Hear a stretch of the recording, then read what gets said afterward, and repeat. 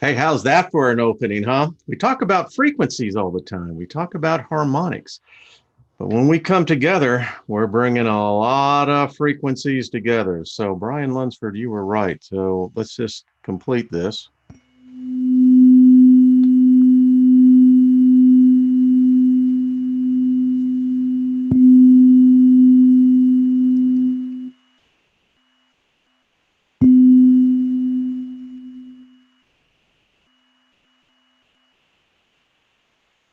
So, what better way to bring a group of empaths and enlightened sojourners together? Isn't that cool? It really is. So, hello, everyone. So good to see you. Lots of people here. Hey, Franny, good to see you. And man, I tell you, and Joshua, Barry, hello, Lois, Cajun Queen Tarot, Brian, Milky Way Messenger. How you doing, Milton, Sharing? Good to see you, Master Troy, Nina the Mystic. Welcome, everyone. 7P, Blazing River, Nancy, good to see you. Think Agape Love, always and forever. Lori, good to see you. David and Robert and Emperor Rex and EO Alchemist. Boy, full house. Joyce, how are you? Serious? And Darth, good to see you as well. How was that for an opening? So, Friday we had Meet the Mods. We're going to do that again. It was a lot of fun. We'll get more of the moderators here because there's a lot more here, as you can see. But so I went out and, got after giving Brian's knowledge that he shared, and it's really interesting. I mean, when you think about it, so, I went out and got the first one you heard was this. And you can do it's sounds very much like when the Tibetan monks begin to go in, and this is what we do. I thought about it. We come together as many different frequencies. If we can find that harmonic, let's go with this one. And where it begins to get us all tuned in. Hey, yeah. So very cool indeed. So good to see everyone. We're learning, we're growing. This is why I love having people on. We learn from everyone. No one's got the whole book. I wish they did. Wouldn't it? But you know what? If it did, how exciting would this journey be? I mean, if you knew the future, about your life, I mean, how much of a challenge would it be? Now, it's not bad to know the circumstance. It's like, all right, danger, danger. Well, it's you don't want that to happen. So I just want to invoke favor upon every one of us today, me included, and all the spirits that are now tuned in, and may favor find you favorable and dwell in your house and in your namesake continually. And may there be nothing missing, nothing broken in your life, complete and full restoration. That's what we do here. And, I'm going to do this. I've gotten so many emails. Thank you, thank you, thank you. People all over the world, they want the daily confessions, and that's what they are. They're not affirmations, they're confessions. An affirmation is just kind of like, I affirm that what I'm saying. A confession says, this is what I know. And that's what really counts here. So let's just do this together. I think this is really cool. Put it in first person tense. All these favors will come upon me, and overtake me if I give voice to them each day. Favor will be with me in the city. Favor will be with me in the country. Favor will heal my body when I speak favor into my body. I hope you're doing that every day. Favor will set apart my children, my animals, my ground, as favored with abundance of joy. Favor will be on my food, my water, my pantry. That's where your food is. Favor will walk with you when you come in, and favor will walk with you when you go out. That isn't bad. Favor will cause your enemies to be at peace with you. How bad is that? Favor will be upon your barns and storehouses. This is where you keep your valuables to prosper and be in safety. Favor will be upon me in everything I undertake. Everything I set my hand to, favor will cause it to prosper. Favor shall be upon all my material property and shall cause it to last longer and not break. Hey, who likes to get a flat tire, and the most inconvenient? Don't need to have that. Favor shall protect me, my offspring, and my possessions from calamity. Favor will lead me to good fortune in all things. This is going to play a pivotal role today. That one right there. Favor will cause me to be the head, not the tail. Favor will cause me to come out on top every time and never beneath all the time. Favor will cause me to have always to be above in all things. Favor will cause me to have favor with the elements. Favor will cause me to be favored with the spirit realm. Favor will cause me to be favorable with everyone I meet. They will see me with favor. Favor will seek me out. Hey, there ain't nothing wrong with that. Again, if you want a copy of it, it is available. So, top of the day to everyone. I was talking to one of our family members here in the community, and, as the conversation was going, when you think about it, the word love has been compromised. In modern jargon, we use it in so many pretenses, in so many, I love chocolate. I love my dog. I love my wife. What's the difference of degree, right? Peace. I think peace has been compromised. Think about it. Peace seems to be elusive, but yeah. But favor, I contend favor cannot be compromised. Think about it. It's worth it. So how was your strong end of the week? Cheers to everyone. Love that stuff. Water, the essence of life itself. So does consciousness reside in water? Let's see. All right. If a neuron is based primarily upon, you think about it. Maybe consciousness is water. I don't know. All right. This is a great day. I hope you're having a good one here. All right. So let me just set the stage for you. I had a Saturday morning.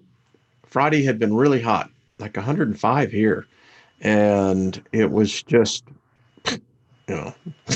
that's what I really love about Trina, how she can live in the desert, but she was raised that way. I'm not. But anyway, so about 4:00, I was up, opened the house up because the air temperature had begun to drop, and went downstairs and went into the den and just simply went on the couch, basically like this, but on the couch, kind of, in an incline position, and had a lucid dream.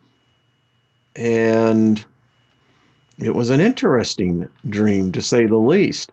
It was very real to me. I know exactly, it's like one of those things when you're awake, but you're also dreaming. You know that. And those of us who practice lucid dreaming, I find that for myself is that hour is the most interesting hour for myself. So I made a recording of this. So give me 1 second as I pull this up, and give me as we stop here. And so I got that pulled up. He's doing so many things. Yeah, I am. All right. I got that. I think we're going to make this work. All right. So, and I text Trina because it was fresh. Very. Folks, I saw this spirit, this creature, whatever you want to call it. It was so imprinted upon my consciousness. I mean, our whole day we had to go out and do a number of things. I kept seeing this face. So let me stop this talking and let me bring you in on this one. So here we go. All right. It is Saturday morning, July 20th. Wanted to make a video of this. I had a lucid dream this morning, and I was in my house, and a golden serpent came in, and it was quite very warm. It wasn't frightening. In fact, the serpent was talking to me, and I could not quite distinguish what was being spoken about. But the interesting thing was that there was this like oil that was just soothing, golden oil, and then I remember the snake saying, "Wake up." So yeah. Then I said, okay, well, let's just look into this. Let's just see what this is about. And the interesting thing was that when I looked it up, what dreaming about a golden, not a yellow, this was a golden snake. It says fortune. Spiritually, it says, it means, this says it's going to be into the upper limits. So I will end this recording with what I have been received. However, we receive these things. It's always this, always remember, it's the triangle. Come down, come in, up, and around. All right. So there you go. Yeah, it was a... what can you say? It's when these things happen, some people will say, they'll get their own interpretation. So going in on this, because it was quite very vivid. Very vivid. Going in here, this was about dream about snakes. Many people dream about snakes. They're very much a part of us. Some say, so why does dreaming of snake invoke such overt reactions in the dreamer? Well, we all have our different points of view of what a serpent is. I've done many hours of teaching on this. Serpents have been throughout man's history. They have many different meanings. So I went through this, and let me pull up. They have a whole thing about, all these different types of what basically snakes mean. And depending on where you are in your part of the world and your culture, snakes can have many different connotations, beliefs. In here, the snake is actually quite both, depending on, again, your culture, brings forth wisdom, says it brings forth an advancement, an achievement. So I went, okay, well, that's cool. So what does it mean when you actually dream of a golden snake? And they actually, give me 1 second. I'll pull this down. There we go. So when you dream of a golden snake, let's see, there's a lot of different things. If you have a dream of a snake being around the house or waterside, you should have a person in favor. of you near you. Let's go into some of these. Some of these were not all the way complete as far as I was looking for. Um, Primarily, it is a indication of, for, by the way, if you dream of a white snake, apparently it is the best snake. Um, but it also means, and I want to find this, and why is this that you have all this pulled up and, all of a sudden, um, yeah, dreaming of a sitting golden snake indicates that the dreamer's family will become rich. If a man's dreaming of a golden snake crawling into the house, it indicates that the dreamer will make a fortune and become very wealthy. Just, I think, depends on how you look at it. This is a yellow snake, gold snake. They kind of blend in together here. Symbolizes intellect, intuition, wisdom, and awareness. Let me get into this part where it talks about snakes can generally mean that you are moving towards a transformation. And if a yellow snake sheds its skin, it can indicate that you will be determined, going forward. I like that. The actual color of the snake in your dreams often provides us with a clue into regards to its meaning. And again, a gold snake can be seen on the snake of Moses' staff, which indicates golden energy that connects the snake from the light of the sun. God specifically turned to Moses' staff into a gold snake because Moses had challenged the statement, but suppose they do not believe me and listen to me. So, again, the gold color includes overflowing energies and healing. If we turn to the famous dream psychologist, Carl Jung, he analyzed a dream in his books of the golden snake, which coiled up. He stated that the gold snake is a harbinger of light, and gold represents the highest value and connects earth and spirit. To see a yellow snake with dark areas can indicate a challenge, good time, bad times. This was a golden snake. One other interesting article here, gold snake dreaming, meaning one of many common beings have been detected in the adventures in the dreams. It's always the serpent.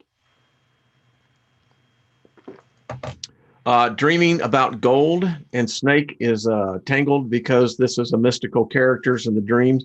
This snake was gold, and the oil was just, it was so soothing. I mean, it was this really interesting. Anyway, it goes by the individual knowledge and emotion about a gold snake and how it is seen upon your culture and customs.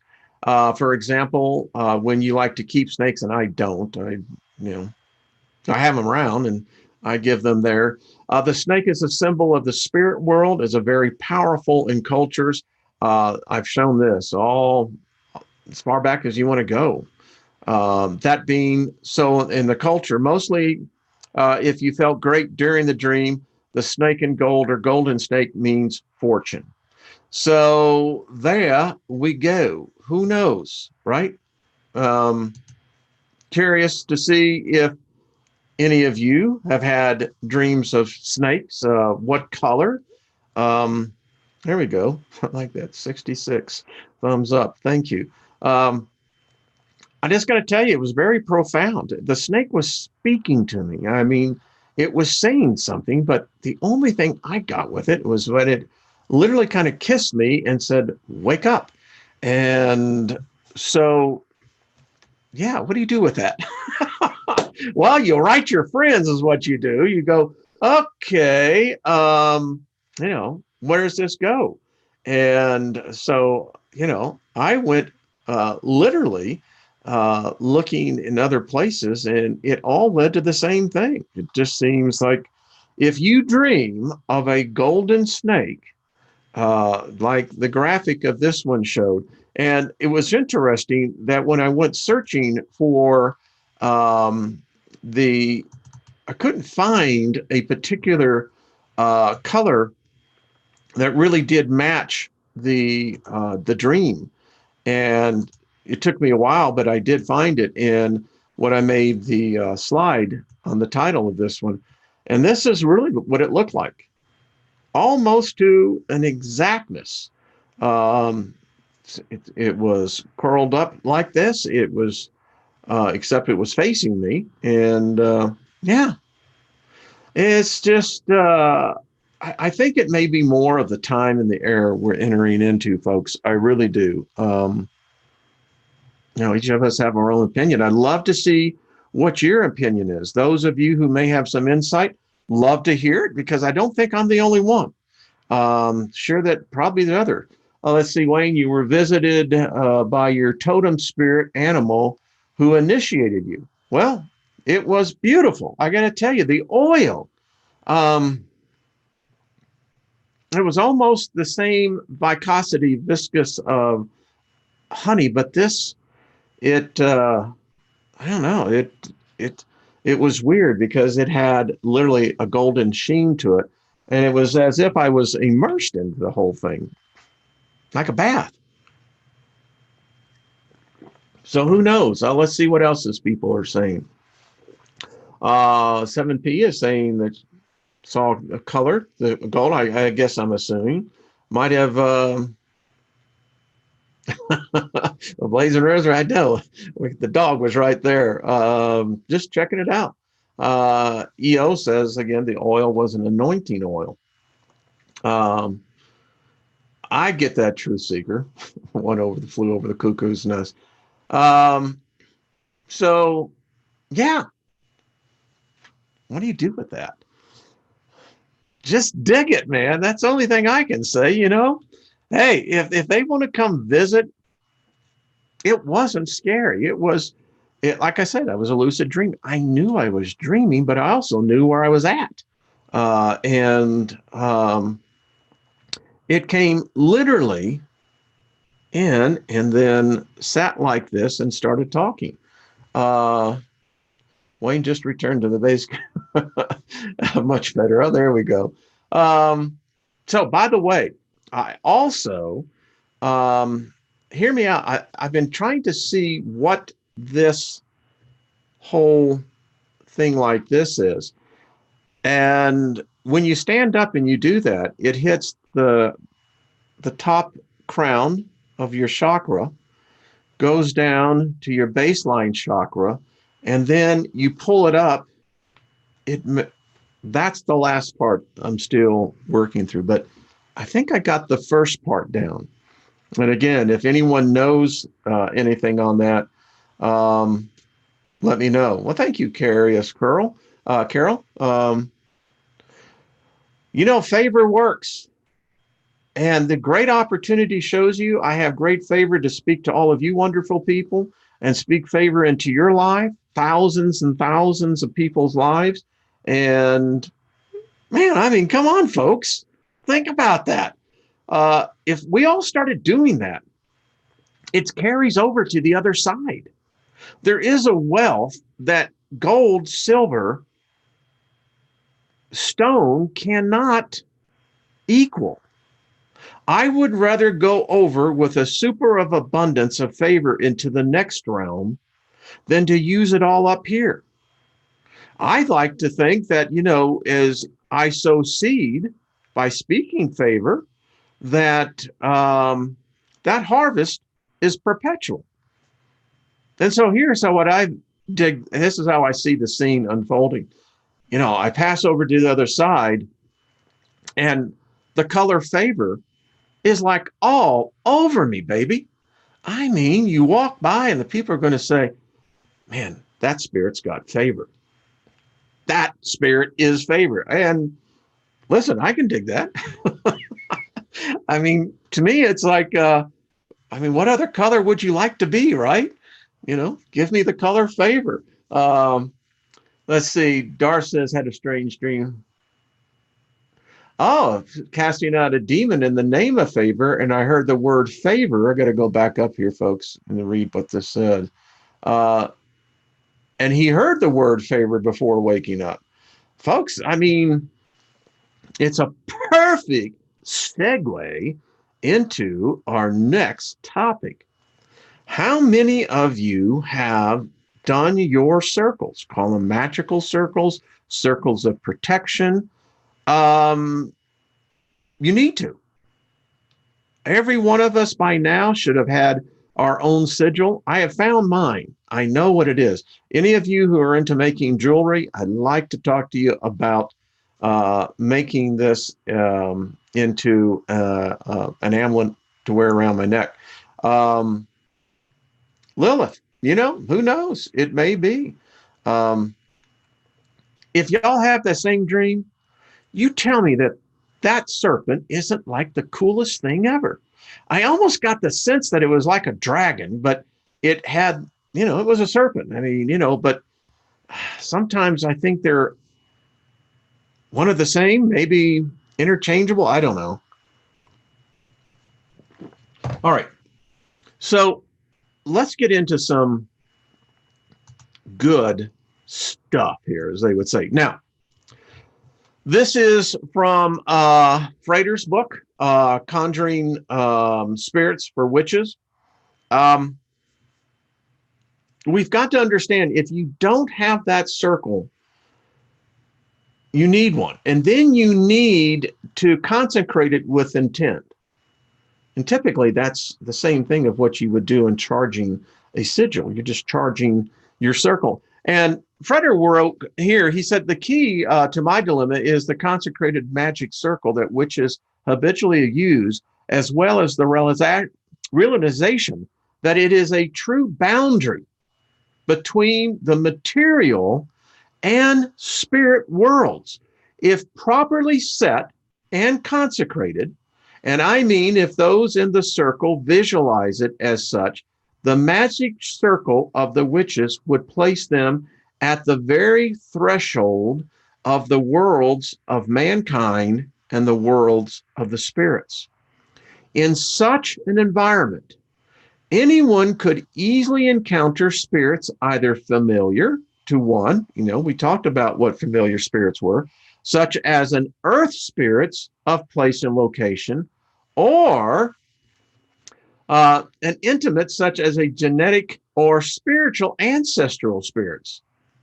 Now, I've been thinking about this, folks, and in my circle this morning, so we all hear about this light, right? Don't go to the light, All right, so explain then how we know that there are spirits which walk this planet. We capture them on our cameras. People have, experiences, encounters with them. So what? Did they miss the bus? What, were they Neo sitting in the train station waiting for the train to come in, and they ain't got the right ticket? I don't know. It also begins to make you think, well, then how does reincarnation work? Because there seems to be a lot of spirits here, folks. I mean, a lot. I guess if you were to do the math on this, who knows? When I studied the Christian Bible, I was a Christian for, as you all know, for nearly 50 years. But the thing that always fascinated me was in, Revelation, where it talks about the number of the angels, 10,000 times 10,000 times 1,000 times 1,000. And it looks like it's something like about 10 trillion. Okay, that's that construct. What do others have? You look at the Hindu world, same vast number of spirits. No matter where you look, it seems to be there. So the point to all this is, that's what we're so often dealing with, is that we're rubbing up against the spiritual to the material world, the physical world. And a lot of people aren't. I contend that the thing that when most pass over, and maybe it's all of us, although I think I've taken enough journeys, that the thing that most people were going to have to get orientated is not having the body. And I'm sure that can be very disorientating. It's like, what? Anyway, without formally calling and naming, constraining, and binding them, the spirits, folks, remember, you're opening up a portal. There could be a veritable ocean of spirits around a magic circle. And Brian Lunsford, to tell you, when you start using these, I mean, I have just, there's a number of them I have in this whole package, and woo, I mean, the place starts getting a rocking and a rolling. Anyway, and the operators within it might be aware of only a small subset. Formally calling and naming them gives them a concrete objectivity they might not ordinarily have. It also establishes a powerful relationship and gives them a singular purpose and function. Individuals who are regularly exposed to the spiritual influences of the magic circle can, over time, sense and informally engage with spirits without actually being in a circle. I think that's happening to more and more of us. Additionally, the magic circle is a protected intimacy between the worlds that is guarded by the goddess and god of the Covenstead tradition. They are always summoned and called in some manner, and sometimes even assumed by the priestess or priest, so that they are the active deities that ensure that everything that occurs in the magic circle is positive and safe. Like overprotective parents, these deities could also make certain that the coven members don't engage with troublesome, neutral, or hostile spirits. They're out there, folks. So remember, I have this on PDF if you want that. Now, I want to get into how Freder designs the circle. And again, we've all talked about that, but and there's a number of things that you have to understand. Remember, you have to take on the mindset of the Godhead. You're as equal to any God that's out there, any spirit. And there's enough of them out there, trust me, that they will challenge you. But no person has to in any way be afraid. If you've got that problem, it can be ceased very quickly. So here we go. I want to get into, so there are 8 elements that should be thought about when you're in the circle. Consecrating the sacred space and setting an empowering magic circle. Listen, folks, you can't see radiation, but it can kill you. The same thing, just because you can't see it doesn't mean it's not there. Adapting an open mind and cleansing it from cultural biases and prejudices. Your prejudices shine. How can I explain this to you? You can see them. The spirits can. They know exactly where you are because you emanate that energy. I mean, if you're a person who can't forgive someone, you carry grudges, it shows. That's why many spirits will avoid people like that. Spirits that can do the healing, spirits that can bring fortune, spirits that can bring a higher vibration, they will not get around a person that's like that. If you carry bitterness, if you carry envy, I mean, it shows, folks. Practicing the methods and techniques of controlling consciousness as a periodic and regular occurring discipline. I hope you all do that. Experiencing and even performing the Godhead assumption, drawing down the moon, the horn god, and the sun. Establishing a solid spiritual alignment with named and known deities. How many of you know your spirit guide? Some got guides. Have you found out their name? Regularly practicing divination techniques, developing and practicing a spiritual and magical discipline with daily, weekly, monthly, and seasonal working and celebration. The new moon is coming up. I have been led that should be a time we all do the favor invocation. Then learning some astronomy and astrology, understanding the lunar and solar cycles. So these are all important. All right. So let's begin to look at here. This is a fascinating book, folks. It really is. We got time. The world of spirit is always present, surrounding us at all times and in all places. It coexists with the material world, but most of the time, human beings are hardly aware it exists.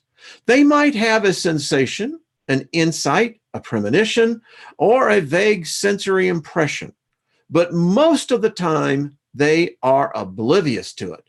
A sensitive psychic may have the ability at various times to perceive this world and acquire impressions and even communications from it and its occupants, but never consistently. Only a trained practitioner can perceive this world whenever he or she desires. This is because the world of spirit can only be perceived through the eye of spirit. As Ken Wilber has called it, the euphemism for specifically trained senses not based on either corporeal sense or mental constructs. The fact that the world of spirit and its various phenomena cannot be perceived with either one's physical senses or mental impressions make it seem mostly isolated from human observation and even speculation. Now he goes on, talks about it's like anything else. Riding a bicycle. How many of us were experts at it? No. Man, I fell one time and had to get like 6 stitches in my knee. But I didn't stop.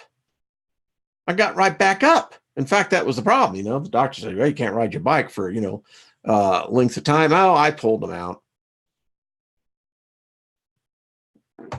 So if we begin to practice this, it's why you shouldn't be afraid of any spirit. Hey, listen, I think I may record one of my sessions. I get into some, they're not physical, but I'm telling you what, challenges. And I don't back down. There's no God, no spiritual energy that can defeat me. It may kick my ass, but I'm going to come back. And that's the attitude you have to go into. And if you carry that over into the next realm, you'd be surprised.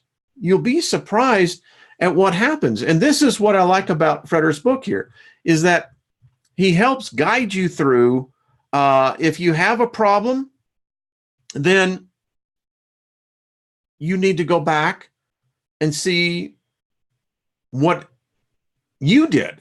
It's always you. It's nobody else. It's just you. This is a fascinating part. He gets into the fact of understanding who these spirits are. Every spirit has to tell you its name. If you command the thing to tell you its name, and that's why they will,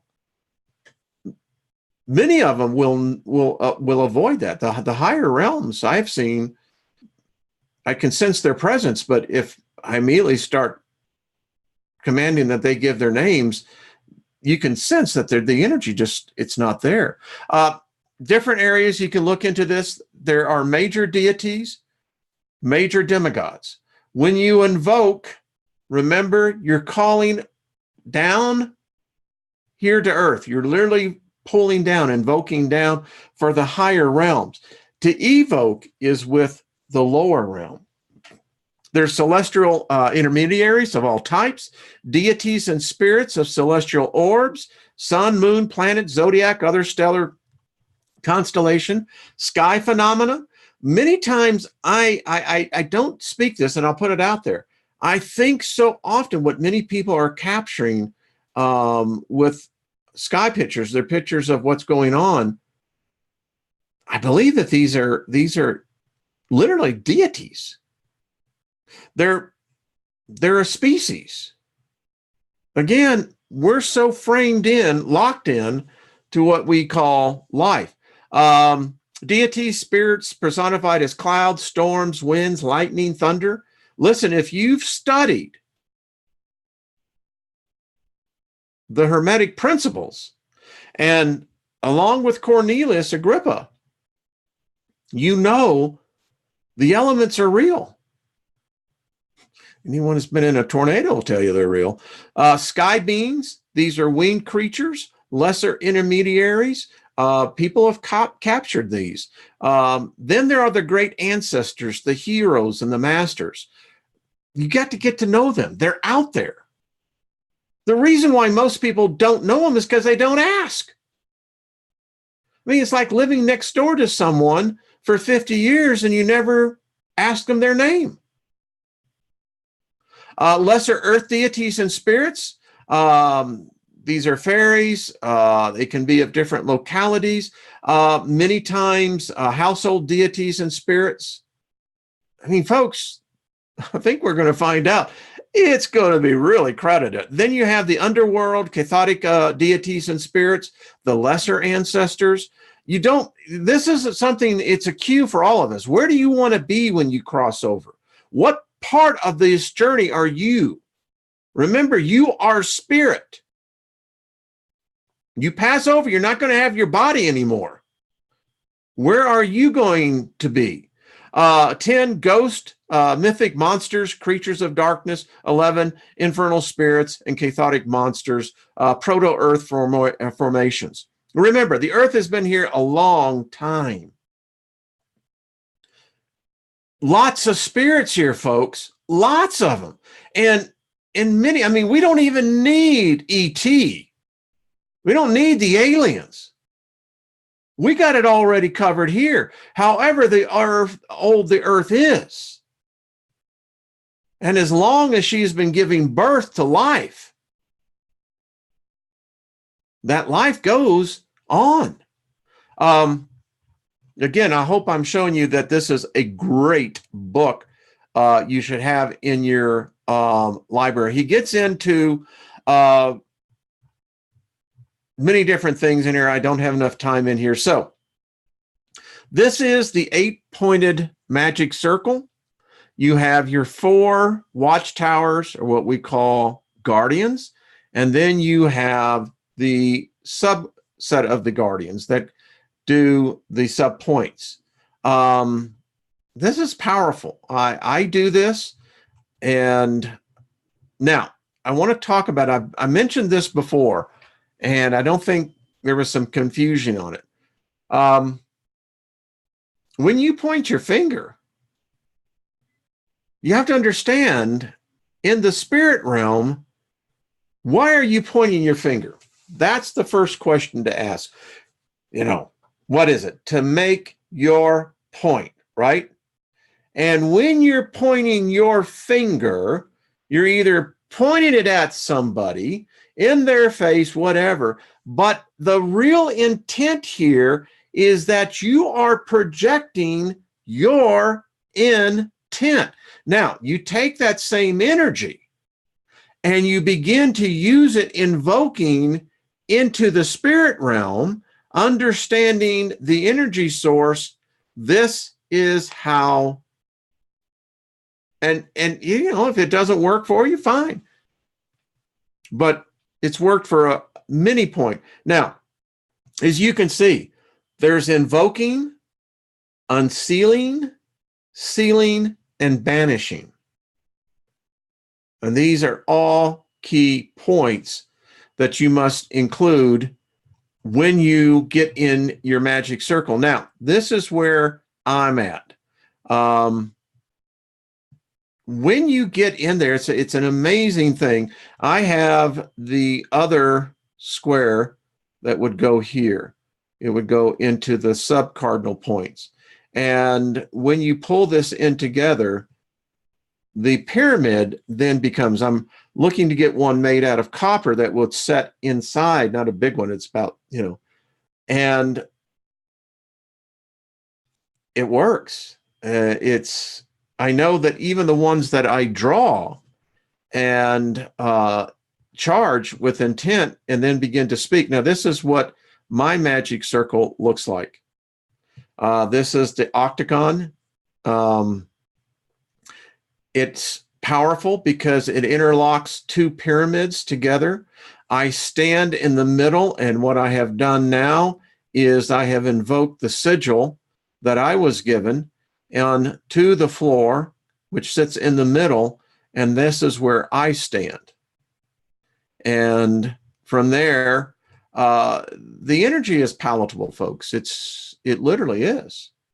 And I look back on my days when we would get together, when the charismatic movement moved through in the late 70s. I look back at it then, and in many cases, as I have said before, we would stand in circles, locked hand to hand, and let me tell you, when you begin to form that, and then it was really interesting. And they call it a prayer circle. And anyone who stands in the middle of a prayer circle, who is the focus and the intent of all those in the circle, things happen. Healings happen. People brush what they call the supernatural. I contend that's what all religion is offering people, is a chance to see the supernatural. Everybody wants to see the supernatural in action. Well, this is ancient, but it's powerful. And I will caution you on this. There is a proper way to enter it. I enter in from the west and exit through the east. And you have to know, again, how to invoke, how to bind, how to seal, as we saw earlier on this. Invoking, unsealing, sealing, and banishing. And as you start dealing with some of you should have your spirit guide will begin to much more quickly manifest to you in, I tell you, literally. It's not, you get well versed into it. So now you can see how that works. And again, this is another way of looking at this. This is, again, the two pyramids, the two triangles. And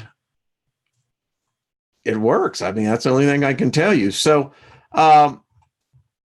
we'll get into a little bit more of the Rose Ankh, but not on this one. So there, excuse me, let me move on to the next one. Now, we talk about sigils. We're going to continue on this.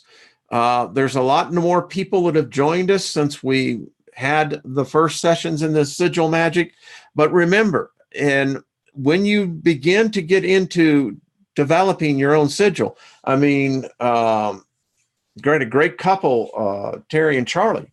And Charlie was the one who actually sent me the prosperity sigil, which hangs in a high honor place. It literally energizes this house. It's amazing.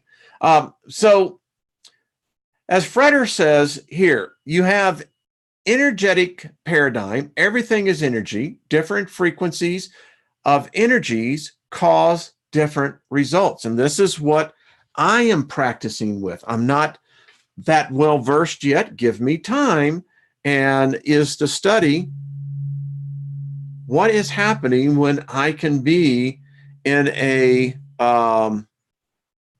in my circle, meditating and invoking these. The thing I always like to do is, like, I want to get a sense of what is the frequency, what's that vibration, what is the inner me saying. Two, you got the information paradigm. Everything is information. Everything is symbolism. And by manipulating our own internal symbolism, we can affect the symbolism of the world. We've talked about this. All companies, by the way, every freaking financial company has got sigils. I have no doubt probably they took that and probably had someone like one of us. A lot of companies hire witches. So do governments. Sorcerers, magicians. But they energize it. Powerful magic. Psychological paradigm, all magic is caused by the psyche, by our unconscious. The spirit paradigm, everything is governed by spirits. Each action, event, or item has its own spirit. We can communicate with them through the use of symbolism. Once your sigil is made and you've charged it, it sends literally an energy beam into the spiritual realm. Some are weak, some are strong. It's just, how well versed. You have the meta paradigm. All previous paradigms are sort of true. There is an internal mechanic of magic we cannot comprehend, but we can use it by either of the previous paradigms. So there we go, folks. This is a good book. I mean, you need to read it. It's one that, and this one will help you as well. Specifying the desire. Before we do anything in magic, we have to set what our ideal goal should be. Don't practice anything until you know exactly your intent. People say, well, I want this, I want that. So, whatever you desire, it's there. It's only you that determine what side, right or left. For that matter, it is good to ask yourself questions like, what do I want to change about my life? Or what do I want to experience? Once you got some basic idea, close your eyes. Everyone, just stop what you're doing right now. What is it that you want? What is it that you want? What is it that you desire more than anything else? All right. So just close your eyes and see it. If you had made a sigil of it, you could actually see the sigil. Now relax and imagine yourself in the situation when you already got what you wanted. This is a technique that has been taught time and time. I taught this technique back in the 80s to young sales executives. We were using magic and we never understood it. Earl Nightingale, Zig Ziglar, I mean, all the greats were practicing magic. Sigil magic, as it turns out. All right, think this outcome is this really what you want? Think about what could go wrong or right in these situations. Remember, every cause has an effect. It's one of the great things about the Twilight Zone. It always showed the moral dilemma. Remember the one guy who had the genie? And him and his wife, he was just a haberdash store owner. And, they wasted their first two wishes. And, because there are rules. And so they wished for $1 million. Well, a lot of people complain about the taxes. There was a time when here in the United States, that tax rate was like about, particularly in winnings, inheritances, like 90%. The moral of the story was he got his wish, but he ended up in a worse position. Sometimes, folks, when your desires don't come to pass, if you're confessing favor over your life, then it's doing you a favor that you don't understand yet. Because there may be a delay of something, may be the fact that your invocation of favor or mine over your life could very well prevent that. Think about it. So if you find a possible problem with that, modify the situation a little bit and repeat. Do so till you find the desire with a perfect outcome, one that you are completely satisfied. You see, this is the thing, and we're going to end it right here. There is yet one more that we were going to get in, specifically about the theory of how sigil magic works and with the conscious mind. You see, the fact is that magic is not something your conscious mind will agree to. You can get acknowledgement to it, but it's only until the subconscious mind says, oh, yeah, that when you get that interaction of the conscious and the subconscious. So that's what the subconscious done. And any of you who practice sigil magic, and once you, I typically burn mine, and you never remember them again. But I know the subconscious is working. I don't have to monitor it. So not only does this theory module for a function of sigil magic, but it can be used to model any form of effective magical technique. Shamanic sorcery obviously involves direct interface with the magician's subconsciousness, breaking down the barriers by extreme disciplines and psychoactive drugs. Yeah, drugs always, go back and study shamanism and others, they're always there. And there's sometimes complex systems of ceremony magic can be affected. I am not one that gets into elaborate rituals, and we're going to stop it out here. And if you want these, I've got them, so I've sent out a lot of them. But if we begin to look at this, I personally, I'm not there to pay homage, to worship in any spirit. I won't. That's why I'm very selective in what I do. I'm a superior than they are. If anything, I'm more superior. Now, if they've gone through the birthright of initiation, all right, then they're my equal. And are there greater ones? I have no doubt. But it's only greater because of where they are. Now, I don't know. Maybe this is what graduation looks like. Who knows? I contend that magic is changing. We can't be entering in a new age and bring old magic with us. The transformation has to be complete.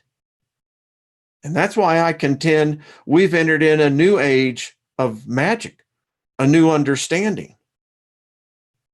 And I have no doubt it's redefining many of it, because remember, most of the magic that you will read, David can give this, although those of you who study like I do, the problem with most magic is all based upon the Abrahamic construct, and I reject that. And so when you reject that, now I have to begin to seek out, well, then what spirits am I dealing with? Because I don't want to deal with those guys. I don't like them. I don't like the God they serve. So they can have their piece over there. I'll find my own. Wayne, please sound off the 432 tuning fork again, please. Okay. I think it is this one. I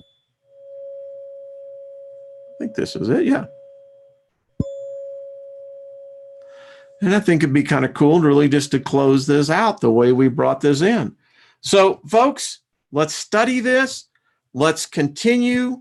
Let's begin to change our world. And let's come together and let's begin to get into tune of the frequencies. This is what we're talking about. Folks, this is not pseudoscience. This is something science has known for a very long time. So as I leave you, we'll come into, I like this. This is pretty cool when you think about it.